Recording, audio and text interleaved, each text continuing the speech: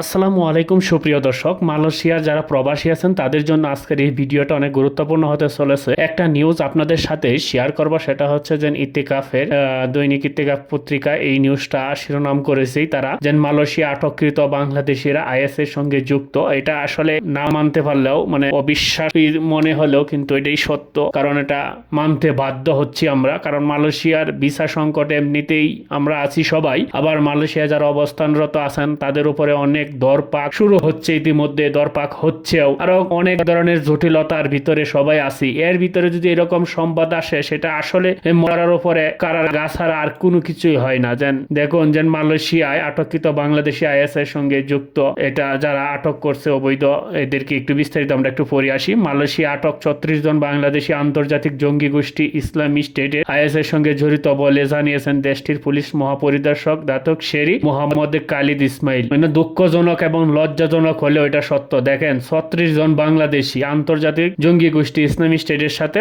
জড়িত, তারা এর সম্পৃক্ততা পাইছে। তিনি বলেন আটককৃতদের মধ্যে কয়েকজনকে ইতিমধ্যে ফেরত পাঠানো হয়েছে। সোমবার 30 জুন এক প্রতিবেদনে এই তথ্য জানিয়েছে সংবাদ মাধ্যম। আইএস এর চরমপন্থী মতাদর্শে প্রভাবিত হয়ে উগ্রপন্থী কর্মকাণ্ডে সরাসরি জড়িত কিছু বাংলাদেশিদের Malaysia security offences special October 2012 এর আওতায় আটক করা হয়। খালিদ ইসমাইল জানান কয়েকজন এখনো পুলিশের হেফাজতে রয়েছে এবং তদন্তের স্বার্থে তাদের জিজ্ঞাসাবাদ চলছে। এ বিষয়ে বিস্তারিত তথ্য শীঘ্রই সংবাদ সম্মেলনের মাধ্যমে জানানো হবে। এর আগেও আইএস এর মতাদর্শ ও সহিংস চরমপন্থায় প্রভাবিত হয়ে একটি চরমপন্থী নেটওয়ার্ক গড়ে তোলার অভিযোগে 36 জন বাংলাদেশিকে আটক করে দেশটির পুলিশ। মালয়েশিয়া স্বরাষ্ট্রমন্ত্রী ধাদক শেরি সাইফুদ্দিন নাসুতিয়ন ইসমাইল জানান এই সমন্বিত নিরাপত্তার অভিযানে 24 এপ্রিল থেকে শুরু হয়।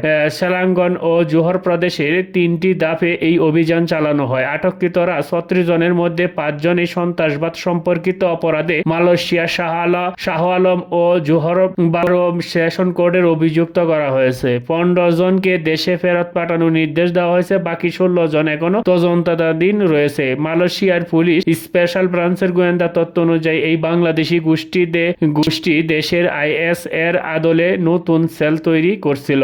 তাদের উদ্দেশ্য ছিল নিজ সম্প্রদায়ের মধ্যে চরমপন্থী মতাদর্শ প্রচার করা, সন্ত্রাসী কার্যকলাপের জন্য অর্থ সংগ্রহ করা এবং নিজ দেশে সরকারের উৎখাতের পরিকল্পনা করা। দেখেন যে কত বড় একটা মানে খারাপ নিউজ বাংলাদেশি প্রবাসীদের জন্য মালয়েশিয়া। এই নিউজটা আসলে আমরা খুব দুঃখজনক এবং লজ্জাজনক ভাবে এটা আমরা নিতে পারতেছি না, কারণ এটা আসলে কষ্টকর বিষয়। যেন বাংলাদেশিরা যারা এমনিতেই আমরা ভিসা সংকটের ভিতরে অনেকেই আছি, এর ভিতরে যখন এরকম নিউজগুলো আসে তখন কিন্তু হ্যাঁ ভিসার উপরে প্রভাব পড়বে না, অনেকটা প্রভাব পড়বে। কিরকম প্রভাব পড়বে? এই জন্য ভিসা বন্ধ করে দিবে তা কিন্তু না, প্রভাবটা পড়বে অনেক ধরনের নিয়ম কারণ আরো কঠিন করবে। যেসব নিয়ম কারণ শিথিল ছিল সেই সব নিয়ম কারণ গুলো কিন্তু কঠিন করবে। যাই হোক প্রিয় দর্শক, কি আর বলবো, বলার মতন আজকে আর কিছু না। আজকে এবার মতন বিদায় নিব, দেখা হবে পরবর্তী ভিডিও। সবাই ভালো থাকবেন, সুস্থ থাকবেন, ধন্যবাদ সবাইকে।